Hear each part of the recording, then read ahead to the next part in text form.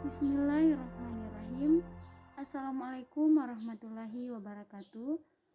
Perkenalkan, nama saya Cindra Maulana, mahasiswa dari Universitas Negeri Gorontalo, Fakultas Ilmu Sosial, Prodi Pendidikan Pancasila dan Kewarganegaraan, jurusan Ilmu Hukum dan Kemasyarakatan, kelas reguler A semester 1.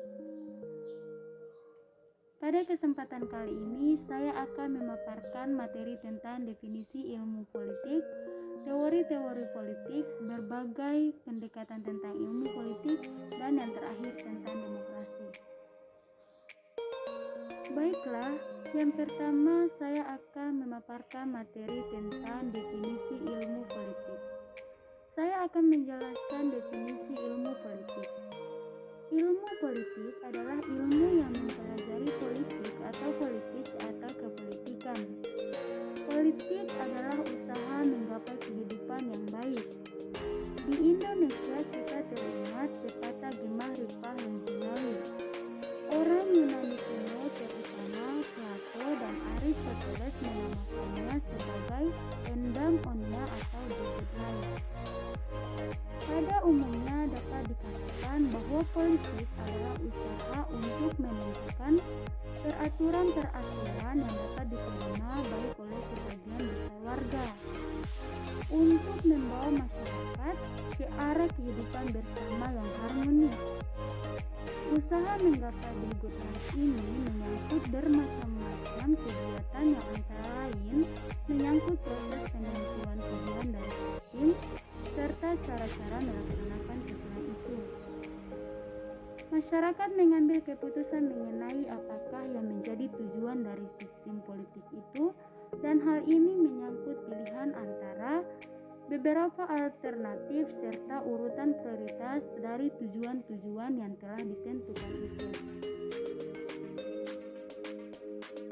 Kegiatan politik di samping segi-segi yang baik juga mencakup segi-segi yang negatif. Hal ini disebabkan karena politik mencerminkan tabiat manusia, baik naluri yang baik maupun nalurinya yang buruk. Perasaan manusia yang beraneka ragam sifatnya sangat mendalam dan sering saling bertentangan, mencakup rasa cinta, benci, setia, bangga, malu, dan marah. Tidak heran jika dalam realitas sehari-hari kita acap kali berhadapan dengan banyak kegiatan yang tak terpuji atau seperti dirumuskan oleh Vermeer sebagai berikut. Politik dalam bentuk yang paling buruk adalah perebutan kekuasaan, kedudukan, dan kekayaan untuk kepentingan diri sendiri. Singkatnya, politik adalah perebutan kuasa, tahta, dan harta. Di bawah ini ada dua sarjana yang menguraikan definisi politik yang berkaitan dengan masalah konflik dan konsensus. Yang pertama, menurut Roth, Hague et al., politik adalah kegiatan yang menyangkut cara bagaimana kelompok-kelompok mencapai keputusan-keputusan yang bersifat kolektif dan mengikat melalui usaha untuk mendamaikan perbedaan-perbedaan di antara anggota-anggotanya. Yang kedua, menurut Andre Hollywood, politik adalah kegiatan suatu bangsa yang bertujuan untuk membuat, mempertahankan, dan mengamandemen peraturan-peraturan umum yang mengatur kehidupannya, yang berarti tidak dapat terlepas dari gejala konflik dan kerjasama. Dari uraian di atas dapat kita simpulkan bahwa konsep-konsep pokok itu adalah: yang pertama, negara; kedua, kekuasaan; ketiga, pengambilan keputusan; keempat, kebijakan; dan yang kelima, pembagian atau alokasi. Nah, saya akan menjelaskan satu persatu. Yang pertama, negara. Negara adalah suatu organisasi dalam suatu wilayah memiliki kekuasaan tertinggi yang sah dan ditaati oleh rakyatnya. Yang kedua, kekuasaan. Kekuasaan adalah kemampuan seseorang atau suatu kelompok untuk mempengaruhi perilaku seseorang atau kelompok lain sesuai dengan keinginan para pelaku. Yang ketiga, pengambilan keputusan. Keputusan adalah hasil dari membuat pilihan di antara beberapa alternatif, sedangkan istilah pengambilan keputusan menunjuk pada proses yang terjadi sampai keputusan itu tercapai. Yang keempat, kebijakan umum. Kebijakan adalah suatu kumpulan keputusan yang diambil oleh seseorang, pelaku atau kelompok politik dalam usaha memilih tujuan dan cara untuk mencapai tujuan itu. Pada prinsipnya, pihak yang membuat kebijakan-kebijakan itu mempunyai kekuasaan untuk melaksanakannya.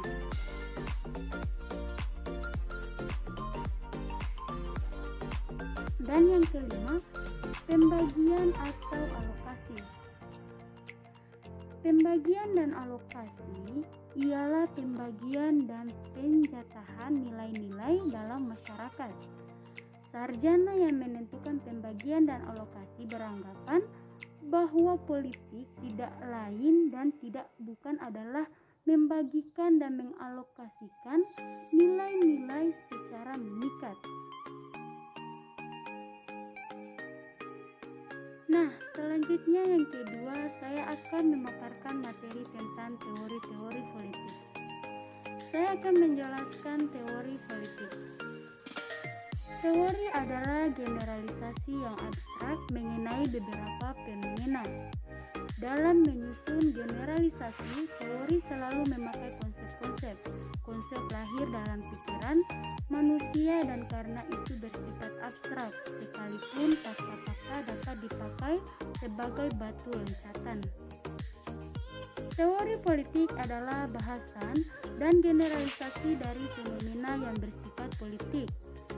Dengan perkataan lain, teori politik adalah bahasa dan renungan atas tujuan dari kegiatan politik, cara-cara mencapai tujuan itu, kemungkinan-kemungkinan dan kebutuhan-kebutuhan yang ditimbulkan oleh situasi pikiran tertentu, dan kewajiban-kewajiban yang diakibatkan oleh tujuan politik itu.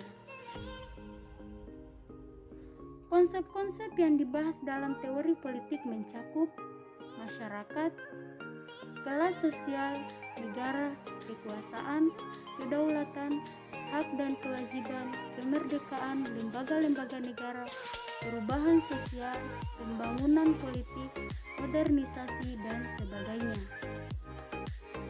Menurut Thomas Kejenkin dalam The Study of Political Theory, dapat dibedakan dua macam teori politik, sekalipun perbedaan antara kedua kelompok teori tidak bersifat netral. Yang pertama, teori-teori yang mempunyai dasar moral atau bersifat akhlak yang menentukan norma-norma untuk perilaku politik. Dengan adanya unsur norma-norma dalam nilai ini, maka teori-teori ini boleh dinamakan yang mengandung nilai. Termasuk golongan ini adalah filsafat politik, teori politik sistematis, ideologi, dan sebagainya. Yang kedua, teori-teori yang menggambarkan dan membahas fenomena dan fakta-fakta politik dengan tidak mempersoalkan norma-norma atau nilai. Teori-teori ini dapat dinamakan non-politisional, biasanya bersifat deskriptif dan komparatif. Teori ini berusaha membahas fakta-fakta kehidupan politik sedemikian rupa sehingga dapat disistematisir dan disimpulkan dalam generalisasi-generalisasi. Teori-teori yang termasuk dalam kelompok A dapat dibagi lagi dalam tiga kelompok, yaitu filsafat, teori sistematis, dan ideologi. Nah, saya akan menjelaskan yang pertama, filsafat politik. Filsafat politik mencari penjelasan yang berdasarkan rasio. Ia melihat jelas adanya hubungan antara sifat dan akhlak dari alam semesta dengan sifat dan hakikat dari kehidupan politik di dunia yang sama ini. kedua, teori politik sistematis. Teori-teori politik ini tidak memajukan suatu pandangan tersendiri mengenai metafisika dan epistemologi, tetapi berdasarkan diri atas pandangan-pandangan yang sudah lazim diterima pada masa itu. Yang ketiga, ideologi politik. Ideologi politik adalah himpunan nilai-nilai, ide-ide atau norma-norma, kepercayaan atau keyakinan, suatu Weltanschauung yang dimiliki seseorang atau sekelompok orang atas dasar mana ia menentukan sikapnya terhadap kejadian dan problematika politik yang dihadapinya dan yang menentukan perilaku politiknya. Selanjutnya saya akan memaparkan materi ketiga tentang berbagai pendekatan tentang ilmu politik. Di sini saya akan menjelaskan beberapa macam pendekatan. Yang pertama, pendekatan legal atau institusional. Pendekatan legal atau institusional yang sering dinamakan pendekatan tradisional mulai berkembang abad 19 pada masa sebelum Perang Dunia II. Dalam pendekatan ini, negara menjadi fokus pokok, terutama segi konstitusional dan yuridisnya. Bahasan tradisional menyangkut antara lain sifat dari Undang-Undang Dasar, masalah kedaulatan, kedudukan dan kekuasaan formal, serta yuridis dari lembaga-lembaga kenegaraan seperti parlemen, badan eksekutif, dan badan yudikatif. Dengan demikian, pendekatan tradisional ini mencakup baik unsur legal maupun unsur institusional. Yang kedua, pendekatan perilaku.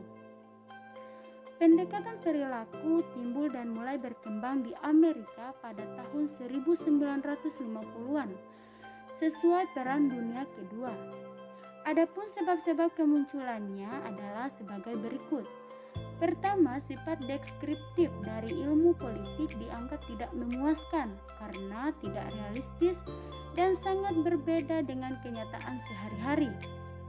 Kedua, ada kekhawatiran bahwa jika politik tidak maju dengan pesat, ia akan ketinggalan dibandingkan dengan ilmu-ilmu lainnya seperti sosiologi dengan tokohnya Max Weber, Gershon, antropologi dan psikologi. Ketiga, di kalangan pemerintah Amerika telah muncul keraguan mengenai kemampuan para sarjana ilmu politik untuk menerangkan fenomena politik. Yang ketiga, pendekatan neo-Marxis. Sementara para penganut pendekatan perilaku sibuk menangkis serangan dari para sarjana pasca perilaku, muncullah kritik dari kubu lain, yaitu dari kalangan Marxis. Para Marxis ini yang sering dinamakan neo-Marxis untuk membedakan mereka dari orang Marxis klasik yang lebih dekat dengan komunisme. Bukan merupakan kelompok yang ketat organisasinya atau mempunyai pokok pemikiran yang sama. Yang keempat, pendekatan pilihan rasional. Pendekatan ini muncul dari berbagai belakangan sesudah pertentangan antara pendekatan-pendekatan yang dibicarakan di atas mencapai semacam konsensus yang menunjukkan adanya pluralitas dalam bermacam-macam pandangan. Ia juga lahir dalam dunia yang bebas dari peperangan besar selama hampir 4 dekade. Di masa seluruh dunia berlomba-lomba membangun ekonomi negaranya, berbagai negara baru menyusun rencana-rencana pembangunan, sedangkan beberapa negara kaya turut membantu melalui bermacam-macam organisasi internasional atau secara bilateral. Nah, yang terakhir, yang kelima, pendekatan institusionalisme baru. Institusionalisme baru berbeda dengan pendekatan-pendekatan yang diuraikan sebelumnya. Ia lebih merupakan suatu visi yang mengikuti beberapa pendekatan lain, bahkan beberapa bidang ilmu pengetahuan lain seperti sosiologi dan ekonomi. Institusionalisme baru mempunyai banyak aspek praktek dan variasi. Sebut saja misalnya institusionalisme baru sosiologi, institusionalisme baru ekonomi, dan sebagainya. Nah, pemaparan terakhir materi dari saya yaitu tentang demokrasi. Beberapa konsep mengenai demokrasi, kita mengenal bermacam-macam istilah demokrasi. Ada yang dinamakan demokrasi konstitusional, demokrasi parlementer, demokrasi terpimpin, demokrasi Pancasila, demokrasi rakyat, demokrasi Soviet, demokrasi nasional, dan sebagainya. Semua konsep ini istilah demokrasi yang menurut asal kata berarti rakyat berkuasa atau government by default. Kata Yunani demos berarti rakyat, kratos atau kratein berarti kekuasaan atau berkuasa. Demokrasi yang dianut di Indonesia yaitu demokrasi berdasarkan Pancasila. Masih dalam cara perkembangan dan mengenai sifat-sifat dan ciri-cirinya terdapat berbagai tafsiran serta pandangan. Tetapi yang tidak dapat disangka ialah bahwa beberapa nilai pokok dari demokrasi konstitusional cukup jelas tersirat di dalam Undang-Undang Dasar 1945 yang belum diamandemen. Selain itu, Undang-Undang Dasar kita menyebut secara eksplisit dua prinsip yang menjiwai naskah itu, dan yang dicantumkan dalam penjelasan Undang-Undang Dasar 1945 mengenai sistem pemerintah negara, yaitu yang pertama, Indonesia ialah negara yang berdasarkan atas hukum. Negara Indonesia berdasarkan atas hukum, tidak berdasarkan kekuasaan belaka. Yang kedua, sistem konstitusional. Pemerintahan berdasarkan atas sistem konstitusi tidak bersifat absolutisme atau kekuasaan yang tidak terbatas. Berdasarkan dua istilah Rastaat dan sistem konstitusi, maka jelaslah bahwa demokrasi yang menjadi dasar dari Undang-Undang Dasar 1945 yang belum diamandemen ialah demokrasi konstitusional. Di samping itu, corak khas demokrasi Indonesia yaitu kerakyatan yang dipimpin oleh hikmat kebijaksanaan dalam permusyawaratan perwakilan, dimuat dalam pembukaan undang-undang dasar. Selanjutnya, demokrasi konstitusional. Ciri khas dari demokrasi konstitusional ialah gagasan bahwa pemerintah yang demokratis adalah pemerintah yang terbatas kekuasaannya dan tidak dibenarkan bertindak semena-mena terhadap warga negaranya. Pembatasan atas kekuasaan pemerintah tercantum dalam konstitusi. Maka dari itu sering disebut pemerintah berdasarkan konstitusi atau constitutional government. Jadi, constitutional government sama dengan limited government atau restrained government. Kemudian sejarah perkembangan. Pada permulaan pertumbuhannya, demokrasi telah mencakup beberapa asas dan nilai yang diwariskan kepadanya dari masa yang lampau, yaitu gagasan mengenai demokrasi dari kebudayaan Yunani kuno dan gagasan mengenai kebebasan beragama yang dihasilkan oleh aliran reformasi serta perang-perang agama yang menyusulnya. Yang terakhir yaitu perkembangan demokrasi di Asia, Pakistan, dan Indonesia. Sesudah berakhirnya Perang Dunia II, muncul beberapa negara di Asia dan Afrika. Walaupun negara-negara baru itu banyak berbeda satu sama lain, baik mengenai kebudayaan, keadaan geografisnya maupun perkembangan sejarahnya, tetapi pada hakikatnya semua negara itu menghadapi satu persoalan yang sama, yaitu bagaimana mengubah suatu masyarakat agraris yang banyak ciri-ciri tradisionalnya, susunan masyarakat berlapis serta tingkat ekonominya yang rendah, menjadi suatu negara yang modern yang tingkat ekonominya lebih tinggi sesuai dengan isi expectation dari rakyatnya. Untuk usaha ini perlu disusun suatu sistem politik yang stabil serta dinamis, aparatur administrasi yang efisien serta aparatur yang efektif.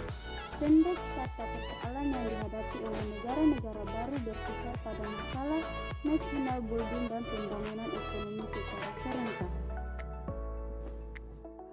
Yang pertama, Pakistan. Ketika lahir pada tahun 1947, Pakistan terdiri atas dua bagian, Pakistan Barat dan Pakistan Timur, yang satu sama lain terikat karena persamaan agama, yaitu agama Islam. Tetapi kedua bagian terpisah secara geografis oleh wilayah India sepanjang 100 km dan juga berbeda dalam hal kebudayaan, bahasa, tingkat pendidikan, dan sebagainya. Pakistan Timur dalam bahasa dan kebudayaannya berorientasi kepada Bengal, sedangkan Pakistan Barat kepada Punjab. Pakistan Timur lebih banyak penduduknya, tetapi mayoritas pegawai negeri. Sementara itu, banyak perwira angkatan darat berasal dari Pakistan Barat. Selain itu, Pakistan Barat lebih pesat ekonominya sehingga Pakistan Timur merasa dianaktirikan di semua bidang. Nah, yang kedua, Indonesia. Perkembangan demokrasi di Indonesia telah mengalami pasang surut. Selama 25 tahun berdirinya Republik Indonesia, ternyata masalah pokok yang kita hadapi ialah bagaimana dalam masyarakat yang beraneka ragam pola budayanya mempertinggi tingkat kehidupan ekonomi di samping membina suatu kehidupan sosial dan politik yang demokratis. Pada pokoknya masalah ini berkisar pada penyusunan suatu sistem politik di mana kepemimpinan cukup kuat untuk melaksanakan pembangunan ekonomi serta nation building dengan partisipasi rakyat seraya menghindarkan timbulnya diktator. Apakah diktator ini bersifat perorangan, partai ataupun militer? Dipandang dari sudut perkembangan demokrasi sejarah Indonesia dapat dibagi dalam 4 masa, yaitu A. Masa Republik Indonesia I 1945 sampai 1959, yaitu masa demokrasi yang menonjolkan peranan parlemen serta partai-partai yang karena itu dapat dinamakan demokrasi parlementer. B. Masa Republik Indonesia II 1959 sampai 1965, yaitu masa demokrasi terpimpin yang dalam banyak aspek telah menyimpan dari demokrasi konstitusional yang secara formal merupakan landasannya dan menunjukkan beberapa aspek demokrasi rakyat. C. Masa Republik Indonesia III 1965 sampai 1998, yaitu masa demokrasi Pancasila yang merupakan demokrasi konstitusional yang menonjolkan sistem presidensial. Yang D. Masa Republik Indonesia IV 1998 sampai sekarang, yaitu masa reformasi yang menginginkan tegaknya demokrasi di Indonesia sebagai koreksi terhadap praktik-praktik politik yang terjadi pada masa Republik Indonesia III. Nah, itulah pemaparan materi dari saya. Jika ada kekurangan mohon dimaafkan. Sekian dan terima kasih. Wassalamualaikum warahmatullahi wabarakatuh.